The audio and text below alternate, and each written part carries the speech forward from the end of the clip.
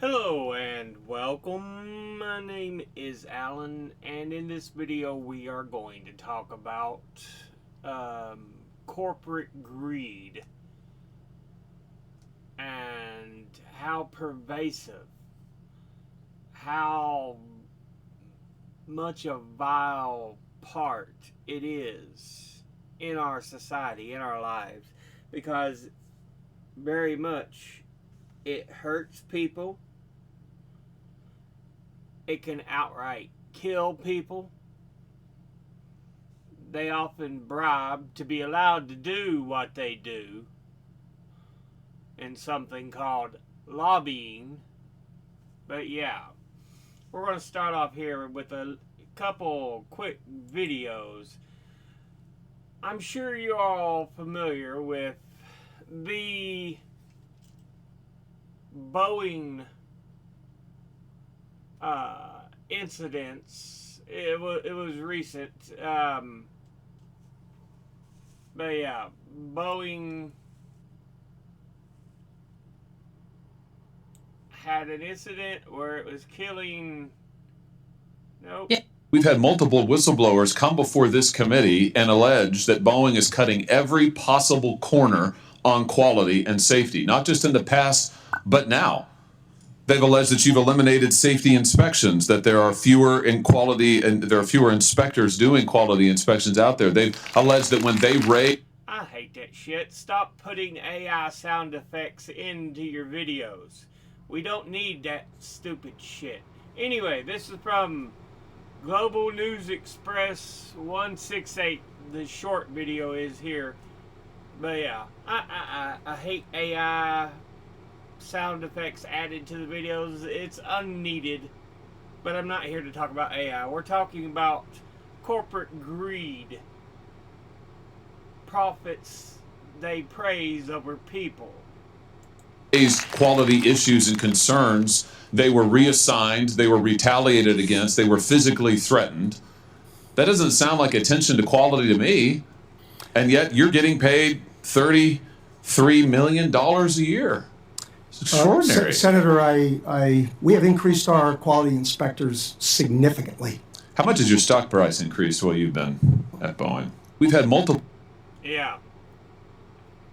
Boeing cut so many corners, and there's the potential that certain whistleblowers were permanently silenced to allow them to make profit.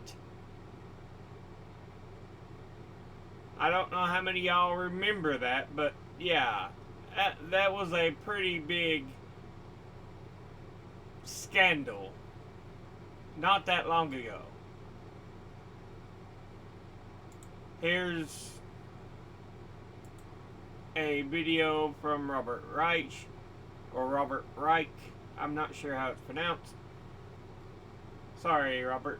You are being lied to about inflation. Inflation. Everybody's talking about it, but ignoring one of its biggest causes, corporate concentration. Yeah, this is back when inflation was, it's the biggest cause of cost rising. There's some inflation, but it's not the biggest reason. Now, prices are undeniably rising. In response, the Fed is about to slow the economy, even though we're still at least 4 million jobs short of where we were before the pandemic. And millions of American workers won't get the raises they deserve. Republicans haven't wasted any time hammering Biden and Democratic lawmakers about inflation. Skyrocketing inflation. But don't fall for their fear-mongering. Everybody's ignoring the deeper structural reason for price increases, the concentration of the American economy into the hands of a very few corporate giants with the power to raise prices. If the market... Yeah, monopolies, trust, again, they're part of this bad for people issue, bad for American lives issue. Because if they have little to no competition, they can put whatever prices they want. They can work with whatever little competition they've got and say, hey, y'all keep it in the same ballpark. We can all make a tidy profit, which a lot of them do. If it were actually competitive, corporations would keep their prices as low as possible as they competed for customers. Even if some of their costs increased, they would do everything they could to avoid passing those costs on to consumers in the form of higher prices, for fear of losing business to competitors. But that's the opposite of what we're seeing. Corporations are raising prices even as they rake in record profits. Corporate profit margins hit record highs last year. You see, these corporations have so much market power, they can raise prices with impunity. So the underlying problem isn't inflation per se, it's lack of competition. Corporations are using the excuse of inflation to raise prices and make fatter profits. Take the energy sector. Only a few entities have access to the land and pipelines that control the oil and gas powering most of the world. They took a hit during the pandemic as most people stayed home. But they are more than making up for it now, limiting supply and ratcheting up prices. Chevron, Exxon have doubled their profits. This isn't about inflation, this is about price gouging. Or look at consumer goods. In April 2021, Procter & Gamble raised prices on staples like diapers and toilet paper, citing increased costs in raw materials and transportation. But P&G has been making huge profits.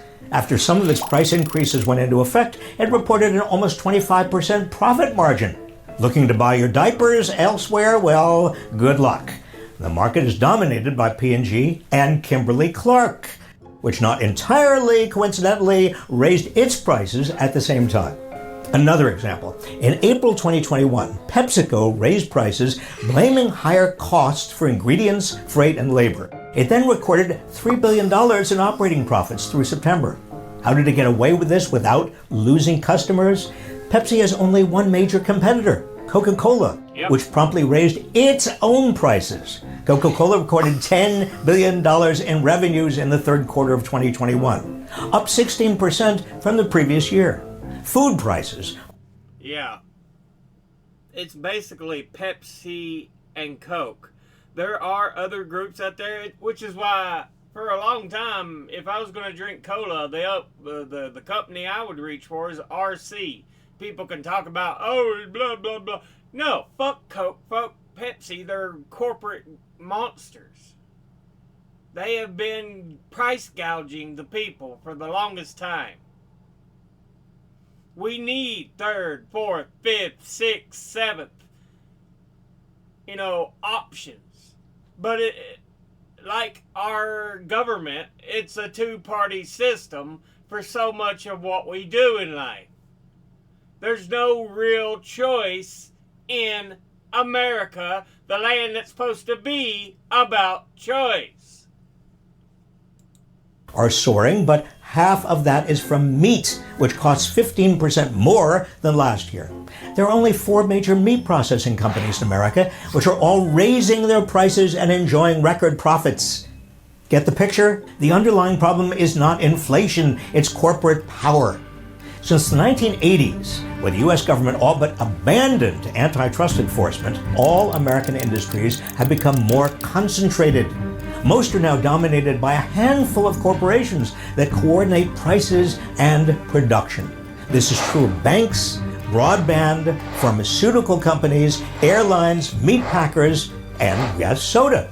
Corporations in all these industries and more could easily absorb higher costs, including long overdue wage increases, without passing them on to consumers in the form of higher prices, but they aren't.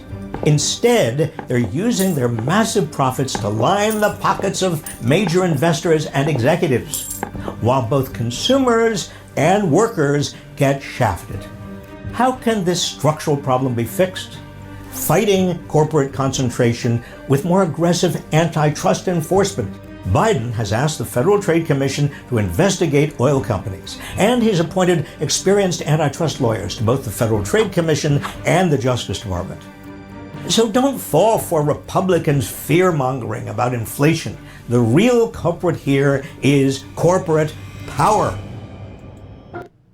Yeah, absolutely.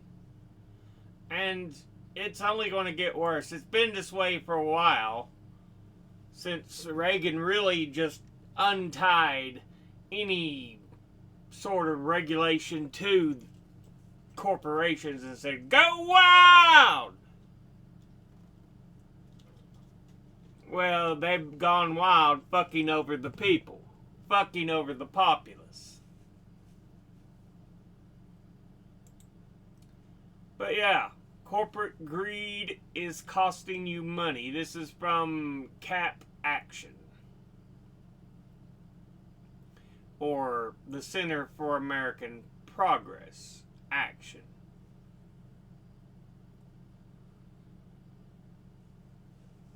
There's something fundamentally wrong about an economic system that rewards corporate greed and ignores the need of poor and middle class families.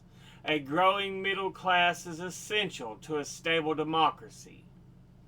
Corporate greed that trumps public need is an open invitation to continued conflict and chaos.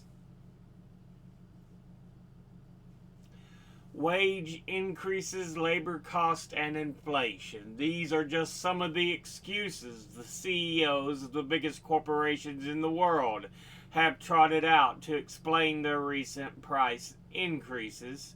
But the truth is that despite these excuses, many of these same corporations are pulling in record profit margins. These big corporations and their executives are taking advantage of the recent economic hardships to raise prices on working families and put the difference into their own pockets. Inflation is real, but corporate greed is also real, and it's taken a toll on hardworking American families trying to rebuild and get back on their feet after the economic downturn caused by the COVID-19 pandemic.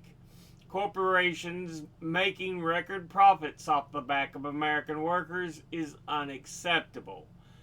It's long past time to end this and force these companies to pay their fair share of taxes. Something the rich and corporations are very much loath to do.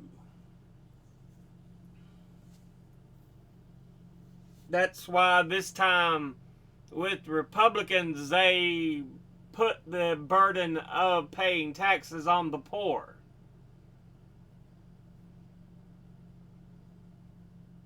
And the rich got one of the largest tax cuts ever.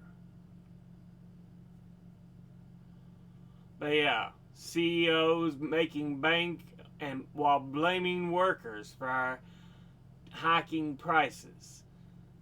Apple or Amazon, the CEO to employee pay gap up 11,000%.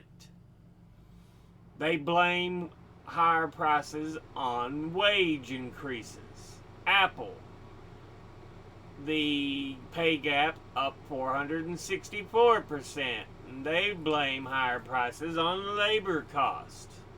McDonald's, the pay gap up 89%. And they blame higher prices on labor inflation.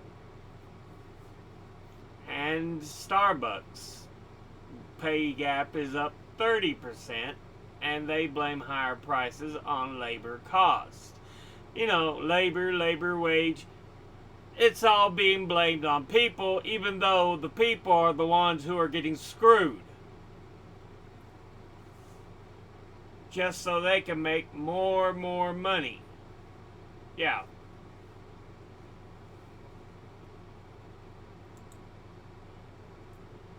From Medium, corporate murder is just business. Here's a thought experiment. A person decides to kill someone, that's murder. They're arrested, tried, and assuming due process is followed, held accountable for their crimes. But what if a corporation, legally a person, decides to deny someone life-saving treatment, knowing full well that this decision might lead to death? Well, in that case, it's just business. No handcuffs, no perp walk, maybe a fine or a settlement, and everyone moves on. Cool, right? Now let's stretch this a little further. Imagine an organization comes up with a policy to cut someone's brakes, not because they want to harm anyone, but because they want to keep the brakes from wearing down too soon. It's a cost-saving measure, a purely business-driven decision. But then, predictably, the driver of the vehicle dies in a crash because they can't stop in time. Who is held accountable for this? The executive who approved the policy? The middle manager who signed off on it? The mechanic who cut the brakes because it was part of the job? Chances are no one does. Or at least not the people who made the decision. Because in the world of corporate decision making, harm isn't murder, it's an externality. Diffuse accountability and corporate personhood. The problem boils down to a simple idea. Individuals are directly accountable for their decisions and actions, while corporations, legally persons, are built to diffuse accountability. Yeah. And this is why I believe corporations should be held accountable. CEOs, notably, because they have a duty to perform, making sure the company runs properly. Because you're called what? Chief Executive Officer.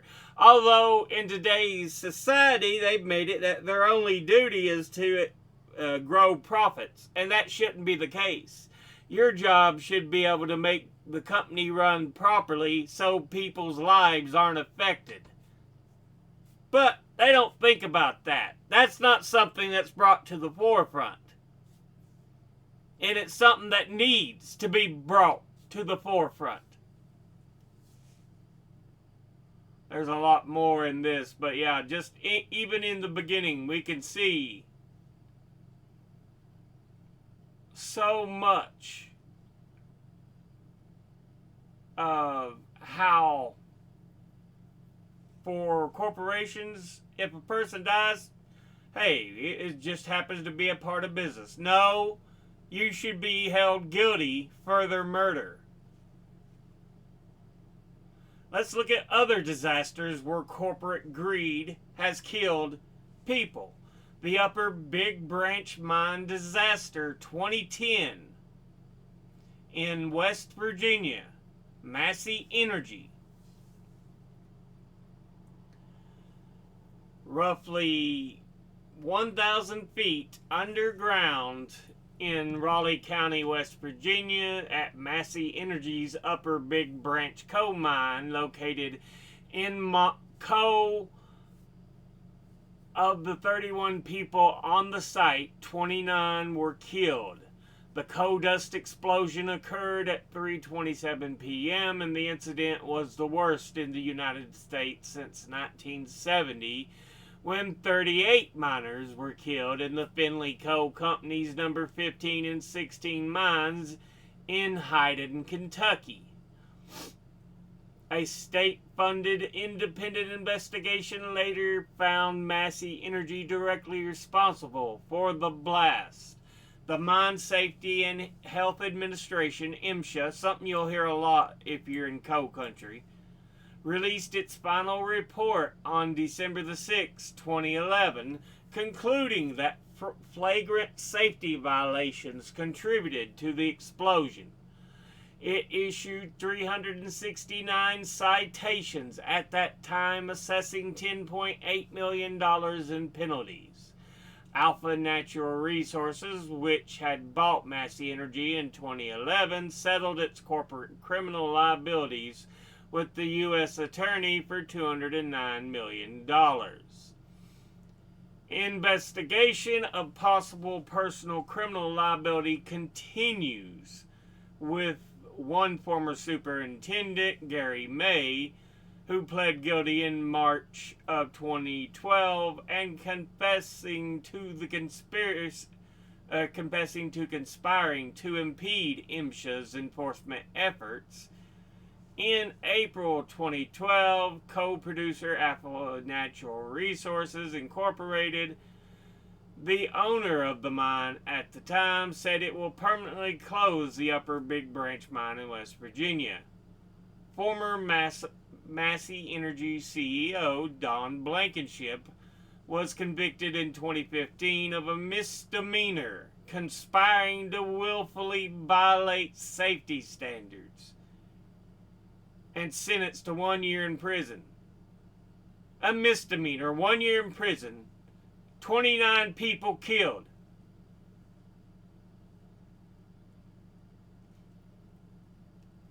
He was found not guilty of charges of securities fraud and making false statements.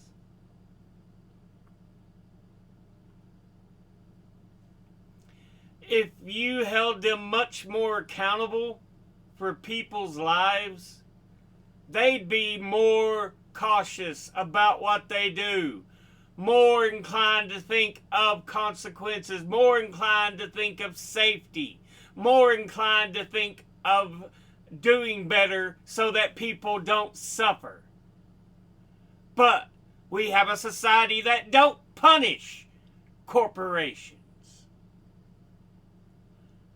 or especially their CEOs. Yeah, it's... Here we go. Next, let's look at Luigi Bangioni. I'm sure everybody remembers Luigi. He's still being in trial for the accusations of violent murder. I say what he did was a retaliation for corporations, insurance corporations, not wanting to take credit for what they are doing to human lives. Because following up, look at Mangione from law offices Backus and Schenker. It is the 10 worst insurance companies for denied claims. And several companies have various insurance policy and types of coverage. Which insurance companies are considered the worst? Allstate, Progressive, United Health, State Farm, Elevance Health, formerly Anthem, which, yeah, Unum, Federal Employee Benefits, Farmers, Liberty Mutual, USAA.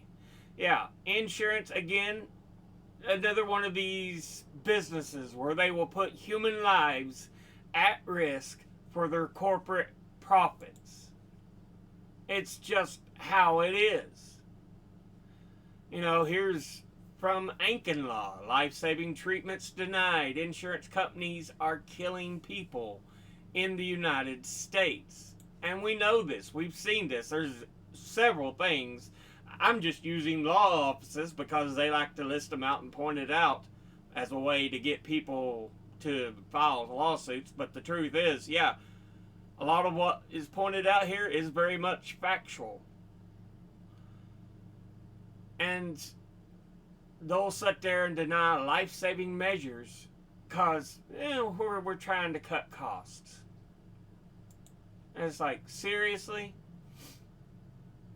From Truth Initiative, the 5 ways tobacco companies lied about the dangers of smoking cigarettes. Again, corporations putting profit over people's lives, over the welfare of society.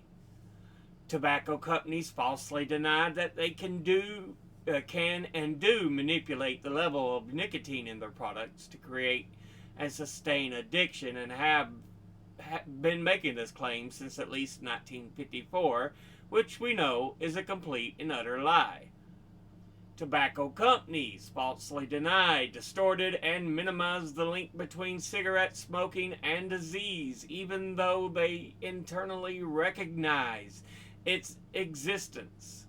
Yeah, they've known this for a long time, but they would not admit to it for even longer. It's disgusting.